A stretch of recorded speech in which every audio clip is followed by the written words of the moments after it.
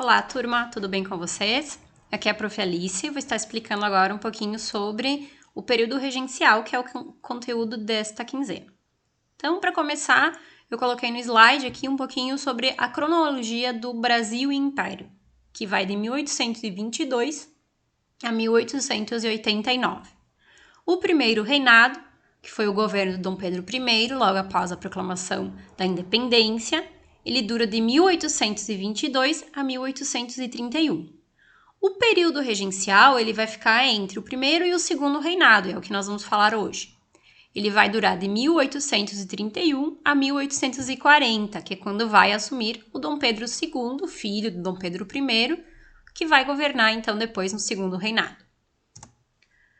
Então, como eu já tinha dito, o Brasil regencial, o nome regencial vem de regente. O Brasil não está sendo governado nem por um imperador, nem por um presidente. São pessoas do meio político que vão governar em nome do imperador, enquanto Dom Pedro I estava em Portugal e o Dom Pedro II era muito pequeno, ainda não tinha condições de governar o Brasil. Por isso que é Brasil regencial ou período regencial. O período regencial começa com a abdicação do Dom Pedro. Dom Pedro I ele vai para Portugal para resolver a questão da sucessão do trono. As pessoas estavam muito descontentes também com o seu governo. O Brasil é um país que já começa com o pé esquerdo, porque ele começa com dívida externa, ele precisou emprestar dinheiro da Inglaterra para pagar para Portugal. Ele começa com uma economia muito fraca, muito dependente das indústrias inglesas, uma economia agrária, escravocrata, muito atrasada em relação aos outros países. E por isso, o governo de Dom Pedro I ele deixa as pessoas insatisfeitas. Ela aproveita dessa situação, ele volta para Portugal, Dom Pedro I não vai mais retornar ao Brasil depois disso, e deixa o país sendo governado por esses regentes. Aqui tem uma caricatura que mostra o Dom Pedro II, ele era muito pequeno, então ele ainda não tinha condições de governar, por isso que durante esses 9 anos, até ele ficar um pouco maior, mesmo quando ele assume, ele ainda vai ser um adolescente, ele vai ser muito jovem, mas agora ele tem apenas 5 anos. Então não tem como ele estar governando, por isso que nós vamos ser governados por regentes. Durante o período regencial, nós vamos ter duas formas de governo, não três, desculpa. A regência trina e a regência una. Como o nome já diz, trina, porque são 3 pessoas que vão governar o país, 3 membros políticos. E una quando é uma única pessoa. Então, teve a trina provisória, logo que o Dom Pedro foi embora, a permanente, que vai durar mais tempo, a una do Padre Feijó e a una da Araújo Lima, que vai durar um pouco mais que a do Padre Feijó. Então, durante esses 9 anos, é assim que o Brasil vai ser governado. A principal característica do período regencial são as revoltas. Revoltas provinciais, que a gente chama, porque na época não eram ainda estados, eram províncias. Então vão acontecer uma série de revoltas. Aqui tem algumas principais. No próximo vídeo, na próxima quinzena, a gente vai falar um pouquinho mais sobre essas revoltas. Hoje a gente vai falar de modo geral do período regencial, mas ele é marcado por isso, muita violência, muita miséria, muitas pessoas lutando pela independência da sua província. O Estado brasileiro ainda não estava consolidado, então nem todo mundo queria fazer parte do Brasil. Vários lugares como a Bahia, o Rio Grande do Sul queriam se separar, formar os seus próprios países, o que não vai acabar se concretizando, mas existia esse ideal. Então, durante a regência una, foram que aconteceu a Guerra dos Farrapos, que foi aqui no Rio Grande do Sul, a Revolta dos Malês, a Sabinada, a Cabanagem, e depois na regência una do Araújo Lima, a Balaiada. Mas essas guerras a gente vai falar com mais calma depois na próxima quinzena. Então, aqui fala um pouquinho sobre as regências, o que se buscou estabelecer a paz, porque assim que Dom Pedro I saiu, o Brasil estava uma confusão, era um país recém se tornado independente, ele estava ainda surgindo e ele já é abandonado pelo seu governante. Na regência trina permanente, que foi de 31 a 35, surgem os principais partidos políticos desse período, que são os exaltados, os moderados e os restauradores. Lembrando que todos os partidos políticos, toda a política nacional era governada pela elite. Existia uma lei, que era a lei, né, censitária, que a pessoa que queria votar, que queria participar da política, tinha que ganhar acima de um determinado salário anual.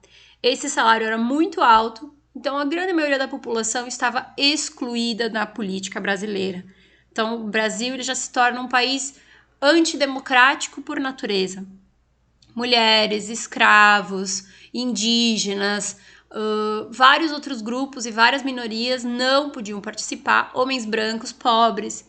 Então, a nossa política ficou a cargo da elite, que só se preocupou em ajudar a ela mesma. Por isso que no início da construção da nossa nação, as pessoas vão se tornar muito pobres, muito miseráveis, porque não vai ter ninguém olhando por elas, nenhum incentivo econômico, de escola, de saúde, de infraestrutura, eles apenas favoreciam a eles mesmos. Isso vai acontecer no primeiro reinado, no período regencial e também no segundo reinado. Então, apesar de ter 3 grupos políticos diferentes, com algumas ideias diferentes, os 3 eram governados por uma mesma elite. Então, o que cada grupo político queria? Os restauradores queriam a volta do Dom Pedro I, então eles queriam que ele retornasse ao Brasil. Os liberais exaltados queriam a descentralização do poder, eles queriam um sistema federalista. O que é um sistema federalista? Cada estado fosse responsável pelas suas próprias leis, suas decisões políticas, econômicas, uma autonomia para essas províncias, que depois vão ser os estados. E os liberais moderados vão ser aqueles que vão querer uma unidade territorial.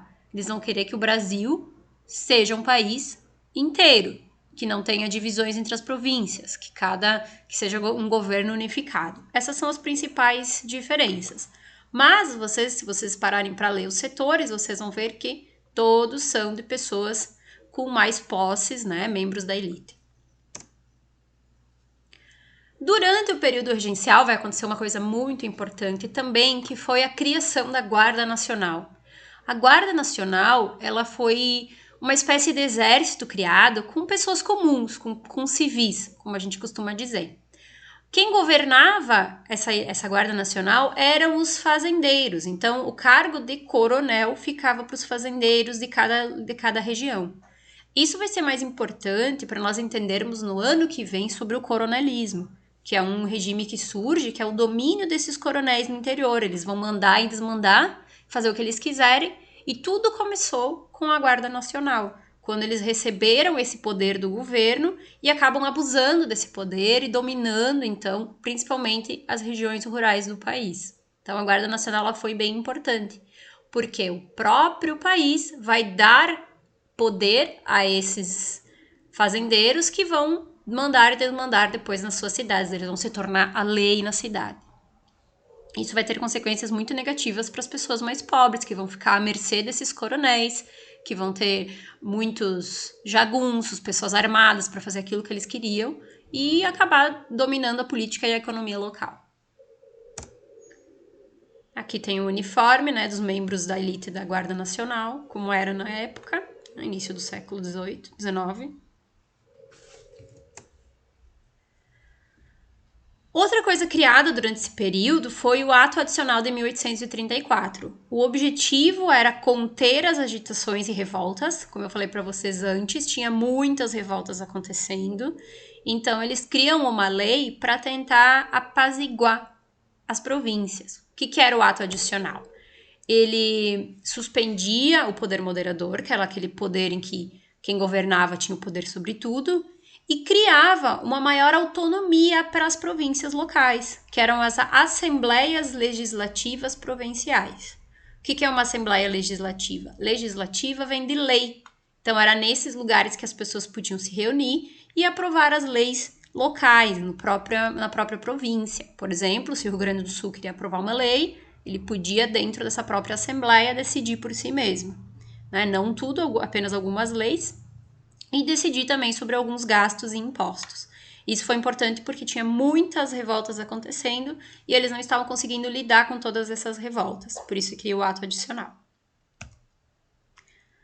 As principais revoltas e o ano em que elas aconteceram. A Revolta dos Malês vai ser em Salvador, na Bahia, em 1835. É uma das maiores revoltas de escravos que vai acontecer no Brasil.